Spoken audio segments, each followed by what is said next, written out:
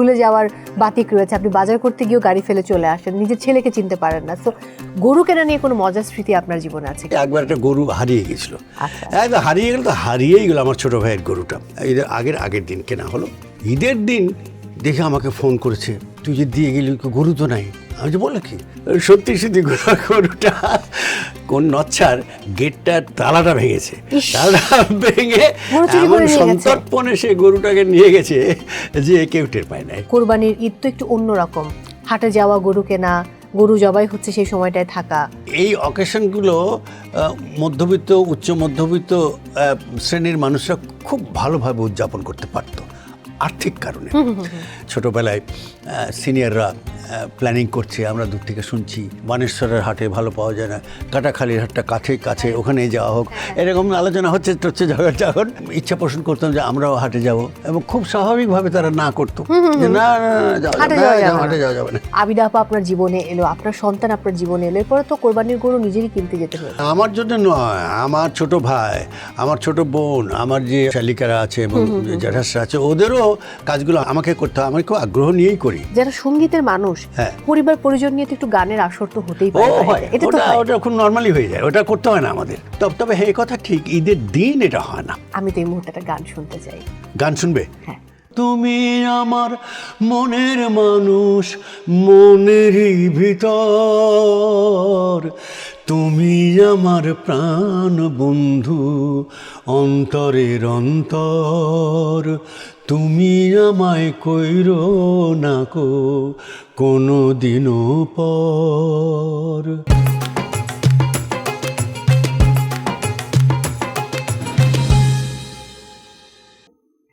ঈদ মোবারক প্রিয় দর্শক। ঈদ মানে আনন্দ, ঈদ মানে খুশি, এবং ঈদের আনন্দের মাত্রা আরও বাড়িয়ে দিতে আমি মৌ হাজির হয়ে গেছি টিভিএস এর পর্দায়।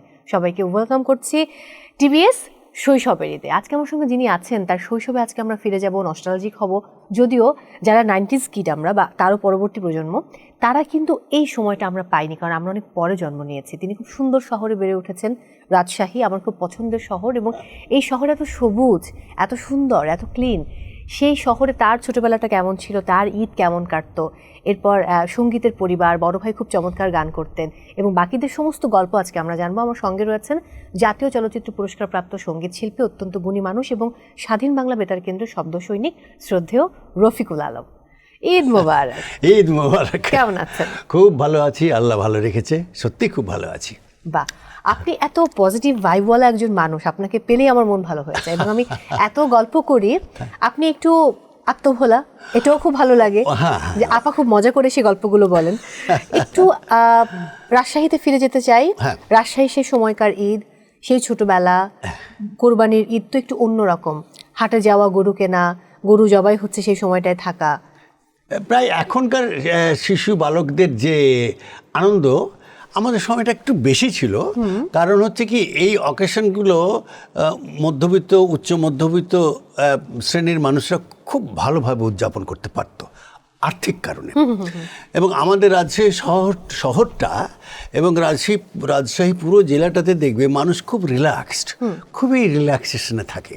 তার কারণ হলো এই এলাকাটা অনেক দিন আগে থেকে ফসল উৎপাদনের দিক থেকে খুব উদ্বৃত্ত ছিল। আচ্ছা, কোনো অভাব অনটন কিন্তু রাজ্যতে ছিল না। ফলে আমরা যখন এই কোরবানি ঈদ, বিশেষ করে আমরা যখন ছোটোবেলায় সিনিয়ররা প্ল্যানিং করছে, আমরা দূর থেকে শুনছি কি হবে, কোথা থেকে যাবে, হ্যাঁ বানেশ্বরের হাটে ভালো পাওয়া যায় না, কাটাখালীর হাটটা কাছে, ওখানে যাওয়া হোক, এরকম আলোচনা হচ্ছে যখন, তখন আমরা ওই ফাঁকে ইচ্ছা পোষণ করতাম যে আমরাও হাটে যাব, এবং খুব স্বাভাবিকভাবে তারা না করতো যে না হাটে যাওয়া যাবে না। তারপরেও কিন্তু হাটে আমি গিয়েছি, হাটে বহুবারই গিয়েছি। আমার ভাই, বড় ভাই, আমার চাচা, ছোট চাচা খুব উৎসাহী মানুষ ছিলেন। আমার সেজ চাচাও খুব এই সমস্ত ব্যাপারে ছেলেপিলেদের নিয়ে এগুলো করতে খুব পছন্দ করতেন, অনেক সেজ চাচা। তা গিয়েছি হাটে, আমাদের ওখানে ওই যেটা বললাম, একটা হাট ছিল, খুব বিখ্যাত হাট, কাটাখালীর হাট। তো কাটাখালীটা একটু কাছে ছিল শহরের থেকে, 4-5-6 মাইল দূরে।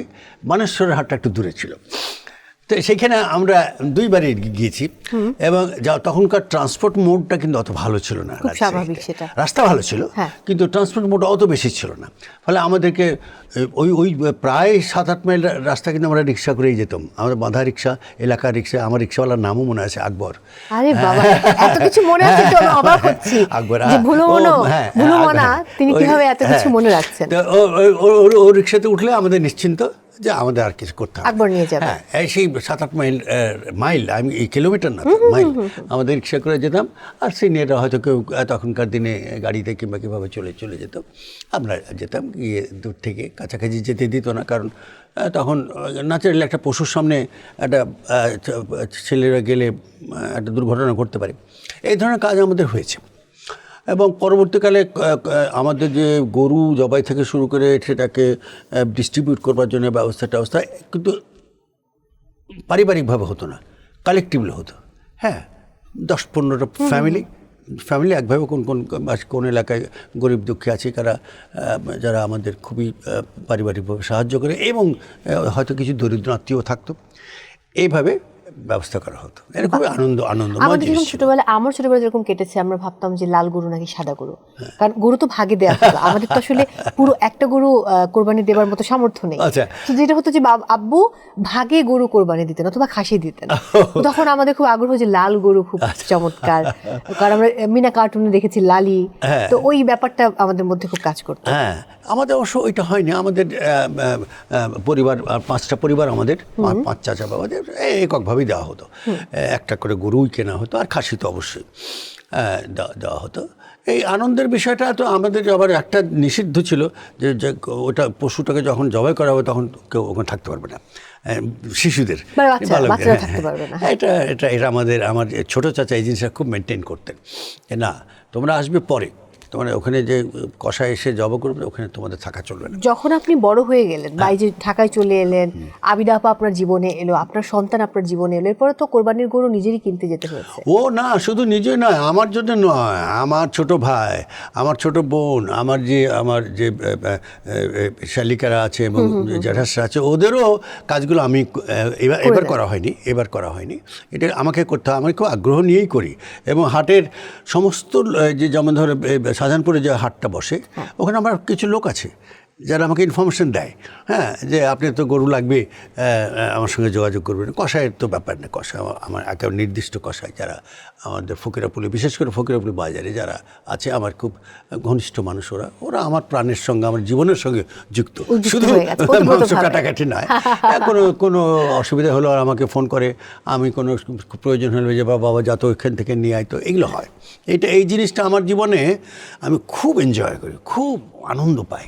এই সাধারণ মানুষের সঙ্গে একটা সময় যেতে গিয়ে একটা হাটের বাজারের যে সিকিউরিটির লোক, সে আমাকে চেনে, ওকে আমি চিনি, আমার অনেকগুলো দুঃখের কাহিনী আছে বাজারে। আমার 2টো মিন্তি যারা নিয়ে যায়, ওরা মান্নান নামে একটা ছেলে, ওকে আমি খুব রেজ করেছি।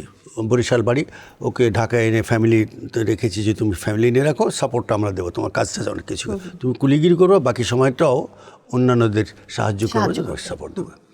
আরেকটি ছেলেটার নাম ভুলে যাচ্ছি, এরা আকস্মিকভাবে মারা যায়, বুঝছো? আমি যে কী কষ্ট পেয়েছিলাম এই 2জন মিন্তি মারা যাওয়ার ফলে। মান্নান আর ওর নামটা ভুলে যাচ্ছি ছেলেরা। ও প্রথম ছেলেটা তো বোঝা নিয়ে পড়ে গেছিলো, আর পরের ছেলেটা হার্ট অ্যাটাক করলো।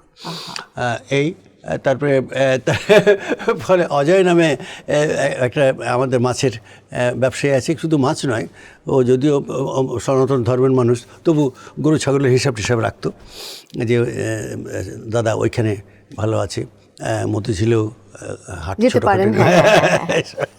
এই জিনিসগুলো আমি খুব সত্যি। কখনো কোনো মজার স্মৃতি যদি জানতে চাই, আপনি তো ভুলে যাওয়ার বাতিক রয়েছে, আপনি বাজার করতে গিয়েও গাড়ি ফেলে চলে আসেন, নিজের ছেলেকে চিনতে পারেন না, তো গরু কেনা নিয়ে কোনো মজার স্মৃতি আপনার জীবনে আছে? গরু কেনা তেমন কোনো স্মৃতি নেই। একবার একটা গরু হারিয়ে গেছিলো, হারিয়ে গেল তো হারিয়েই গেল আমার ছোটো ভাইয়ের গরুটা। হ্যাঁ, সেই কিনে এনে রাত্রেবেলা কিনে এনে আমার কেনার পর ওই মোহাম্মদপুরে আমি রেখে গেছি, তো ওটা সিকিউরড খুব। গরুটা কিনে ঈদের আগের দিন কেনা হলো। ঈদের দিন দেখে আমাকে ফোন করেছে যে গরু তো নাই, তুই যে আমার ছোটো হলো, আমাকে তুই বলতো, তুই যে দিয়ে গেলি গরু তো নাই। আমি যে বলে কি সত্যি সত্যি গরুটা কোন নচ্ছার গেটটার তালাটা ভেঙেছে, তালাটা ভেঙে এমন সন্তর্পণে সে গরুটাকে নিয়ে গেছে যে কেউ টের পায় নাই। এটা আমার খুব এটা বেশি দিন নয়, বছর 10 আগের ঘটনা। দুঃখজনক, খুবই দুঃখজনক। গরু কোরবানির পরে রান্না হয়। হ্যাঁ, আবিদ আপা গরুর কোন পদ খুব ভালো রান্না করেন? ও গরুটা খুব নর্মাল, যেটা আমরা রেজালা নয়, যেটা আমরা নর্মালি খাই ঝাল করে, সেটা খুব খুব আনন্দের সঙ্গে করে এবং কাউকে কিছু করতে দেয় না। আর খাসির একটা কোরমা জাতীয় করে, ঠিক কোরমা বলা যাবে না, কি যেন মিশি টিশি করে, একটু একটু কোরমার মতো লাগে। রেজালা কোরমার মাঝামাঝি একটা কিছু একটা। রেজালা তো একটু রঙিন হয়, ওটা একটু ফ্যাকাশে হয়, কোরমার মতো ওটা করে, খুব ভালো করে। ওইসব ওই উপরে ওই যে ইয়ে ছড়িয়ে দেয়, কী বলে ওটাকে, ওই আমাদের কাশ্মীরি জিনিসটা কী বলি, রং দেওয়ার জন্য যে জাফরান দেয়, ভালো লাগে, বেশ দেখতে ভালো লাগে। আচ্ছা আচ্ছা। আর এখন তো মিষ্টি খাবারটা খুব একটা খাওয়া হয় না। না, যখন খেতেন তখন না, মিষ্টির প্রতি আমার কোনো আকর্ষণ, আমার ছোট ভাইটার আকর্ষণ ছিল, আর মিষ্টির প্রতি আমার কোনো আকর্ষণ কখনোই ছিল না। ঝাল খাবার খুব পছন্দ করেন? আমি ঝালমুড়ি খাই এবং এখন যে প্রচণ্ড ফুচকার বিরুদ্ধে লেখালেখি হচ্ছে, আন্দোলনই বলা যায়, মিডিয়া আন্দোলন হচ্ছে, আমি ফুচকাও খাই। আমি তো এরপরে ফুচকা খাওয়া ছেড়ে দিয়েছি। ফুচকা আমি এত আয়েশ করে খাই, এখন সেটা ভাবলাম যে না, ফুচকা আর আয়েশ করে খাওয়া যাবে না, উচিত হবে না। হ্যাঁ, কারণ এটা একদমই আনহেলদি। তো কোরবানির ঈদ একরকম, রোজার ঈদের গল্পে যদি আমি একটু যাই, রোজার ঈদটা তো খুব অন্যরকম, আনন্দমুখর, সেখানে কাজ কম, ঘুরে বেড়াও আর খাওয়া দাওয়া, আর নতুন কাপড় পরো। হ্যাঁ, রোজার ঈদটা সত্যি সত্যি আমাদের ধর্মীয় অনুষ্ঠানে তো আনন্দের উপকরণ খুব কম। আনন্দ এই যে আত্মীয় স্বজনের সঙ্গে দেখা হবে, বন্ধু বান্ধবের সঙ্গে আড্ডা হবে, যে খাওয়াটা হয় না অনেক দিন, সেটা খাওয়ার অ্যারেঞ্জমেন্ট হবে, একসঙ্গে খাওয়ার একটা আলাদা আনন্দ আছে। শুধু আত্মীয় স্বজন নয়, বন্ধু বান্ধব নেই, ওটা কিন্তু একটা আমাদের সামাজিক জীবনে বিরাট আনন্দের উপকরণ, বিরাট আনন্দের উৎস, ওটা আমি মনে করি ঈদে এটা হয়ে থাকে। এছাড়া তো আমাদের ধর্মীয় অনুষ্ঠানে নামাজ পড়া ছাড়া আনন্দের উপকরণ খুবই কম। এটা সত্য, বাট যারা সঙ্গীতের মানুষ, পরিবার পরিজন নিয়ে তো একটু গানের আসর তো হতেই পারে। ওটা খুব নর্মালি হয়ে যায়, ওটা করতে হয় না আমাদের, ওটা আমাদের করতে হয় না, পরিবারের প্রত্যেকে এর সাথে জড়িত। হ্যাঁ, তবে এই কথা ঠিক, ঈদের দিন এটা হয় না। ঈদের দিন খাওয়া দাওয়া, হইচই হয়, খুনসুটি হয়, ওর বিরুদ্ধে লাগানো, এগুলো হয়। গানটা ও ঈদের দিন হয় না, তবে ঈদের পরে অবশ্যই হয়, আমাদের এটা প্রায়শই হয়, এটা হয়ে থাকে। আমি তো এই মুহূর্তে একটা গান শুনতে চাই। গান শুনবে? হ্যাঁ। তাহলে রোমান্টিক কোনো গান? হ্যাঁ, ছায়াছবির এই গানটা করি। ওই স্বপ্নের পৃথিবী ছবিতে আমার এবং সাবিনা ইয়াসমিন, তুমি আমার মনের মানুষ, ওই গানটা কিন্তু আবার আমাদের দ্বৈত আছে, আবার আমার একক কণ্ঠ আছে। ওটা আমি খুব গাইতে খুব ভালো লাগে, ভীষণ পছন্দের গান। আলাউদ্দিন আলীর সুর এবং গাজী ভাইয়ের লেখা স্বপ্নের পৃথিবী। তুমি আমার মনের মানুষ, মনেরই ভিতর, তুমি আমার মনের মানুষ, মনেরই ভিতর, তুমি আমার প্রাণ বন্ধু, অন্তরের অন্তর, তুমি আমায় কইরো না কো কোনো দিনও পর, তুমি আমার মনের মানুষ, মনেরই ভিতর। এই দুর্দান্ত। আপাকে সর্বশেষ কবে ভালোবেসে গান শুনিয়েছেন? না, ওটা হয় না তো, ভালোবেসে গান শোনানোর তো অবকাশই নেই তো, ওটা তো পেশার একটা অংশ হয়ে গেছে, বোঝো না। বরং গান নিয়ে অনেক সময় ব্যয় হয়, যে এই জায়গাটাতে চেঞ্জ করো, ওই জায়গাটা, ও বলে যে এই জায়গাটা তুমি চেঞ্জ করো, স্ক্যানিং চেঞ্জ করো, এইটাই বরং হয়। গান শোনানোর অবকাশটা সত্যি সত্যি হয় না, মিথ্যা বলে লাভ নেই। আচ্ছা, আপনাদের বিয়েতে আমি ভুলে গেলাম এই মুহূর্তে, কে যেন গান উপহার দিয়েছে? ও সেটা বিরাট ইতিহাস। হলো কি, আমার বৌভাতটা হলো এখন যে বিশ্ব সাহিত্য কেন্দ্র, ওটার খোলা একটা মাঠ ছিল, ওইখানে আমার বৌভাত হয়। তো বৌভাতে তখনকার ঢাকা শহরের আব্দুল আহাদ ভাই থেকে শুরু করে খন্দকার নুরুল আলম, আলাউদ্দিন, যত মিউজিক ডিরেক্টর এবং যত সিঙ্গার ছিলেন, ফেরদৌসী আপা, সাবিনা, সবাই ছিলেন, শুধু শাহনাজ ছিলেন না, এসছিলেন। তো সত্যদা আমার এক ধরনের বিরাট গুরু। হ্যাঁ, উনি খালি হাতে এসে বলে তোমাদেরকে কোনো গিফট দেবো না। আমি তো লজ্জা পাই, দাদা গিফট আবার কি, এই এসছেন আপনারা, না না না আমি কোনো গিফট দেবো না, তবে যে গিফট দেব সেটা পৃথিবীর শ্রেষ্ঠ একটা উপহার। বললো না কি। পরে বিয়ের বোধহয় মাস দেড়েক পরে হঠাৎ করে ডাক এলো যে ফিল্মের একটা গান করতে হবে। তখন আমরা ফিল্মে দুজনে একসঙ্গে গানি, আমরা দুজনে একসঙ্গে খুবই কম গেছি। আবিদা এবং টেলিভিশনেও খুব কম, রেডিওতে 3-4টা গান আছে, ফিল্মে আমরা খুব কম গান করেছি একসঙ্গে, দ্বৈত। তা ডাক বললো যে এরকম চলে আসো, রেকর্ডিংয়ে আছে, তুমি এবং আবিদা গান গাইবে, তোমাদের জীবনের প্রথম দ্বৈত গান আমি গাওয়াবো, এইটাই তোমাদের উপহার, যেটা চিরকাল থেকে যাবে। এবং সত্যি সত্যি ছবিটা ছিল, সেটা খুব জনপ্রিয় ছবি হয়, ছবিটা, গানটাও খুব জনপ্রিয় হয়, শুনলেই বুঝতে পারবা। খুব লো বাজেট একটা ফোক ছবি ছিল, নতুন নায়ক নায়িকা নিয়ে, সুজন নামে একজন নতুন নায়ক নিয়েছিলেন সত্যদা, নায়িকাটা ভুলে যাচ্ছি, উজান ভাটি, ছবিটার নাম উজান ভাটি। আর গানটা ছিল এরকম, আমি বুঝতে পেরেছি কোন গানটা। এক নদীর উজান ভাটির আমরা দুটি ধারা, এক আকাশে জ্বলে ওঠা আমরা দুটি তারা, ও তুমি আমার আমি তোমার, প্রেমে পাগল পারা, প্রেমে পাগল পারা, এক নদীর উজান ভাটির আমরা দুটি ধারা। খুব রোমান্টিক গানটি, এবং গানটা এত জনপ্রিয় পায়, খুব লো বাজেটের একটা ছবি ছিল। এবং সত্যদা বলে যে দেখো, তোমরা কিনা জানি না, তোমাদের ওসিলাই নাকি ঈশ্বর কি আমার এত লো বাজেটের একটা প্রোডাকশন আর হাইয়েস্ট আর্নিং হয়েছে এবং জনপ্রিয়তা হয়েছে এই ছবিটা। দুর্দান্ত। হ্যাঁ, এটা খুবই চমৎকার একটা গল্প।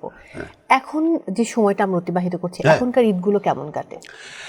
এখনকার ঈদগুলো হয়েছে কি, মানুষের দূরত্ব বেড়ে গেছে, তো সামাজিক দূরত্ব বেড়েছে, ফিজিক্যাল দূরত্ব, কেউ থাকে উত্তরায়, কেউ থাকে এইদিকে বহু দূর। আমার মনে হয় মানসিক দূরত্বটা অনেক বেড়েছে। আমি সেটা আসছিলাম, সেটা আছেই। তারপরেও ধরো ঘনিষ্ঠ যারা আছেন তাদের সঙ্গে তো মানসিক দূরত্বটা বাড়ে, খুব বেশি একটা নয়। মানসিক যাদের সঙ্গে ঘনিষ্ঠতা আছে, যাদের সঙ্গে হৃদ্যতা আছে, তার সঙ্গে কালে ভদ্রে দেখা হচ্ছে না আগের মতো, কিন্তু যোগাযোগটা হয়। তো এই ফিজিক্যাল যে দূরত্বটা বললাম, যে এলাকা ভিত্তিক, এলাকাটা অনেক, ঢাকা শহর এখন অনেক ছড়িয়ে গেছে, অনেক প্রায় 15-16 মাইল, তারও বেশি, 20-25 মাইল দূরে চলে গেছে সব কিছু। তাতে একটা দূরত্ব তৈরি হয়েছে।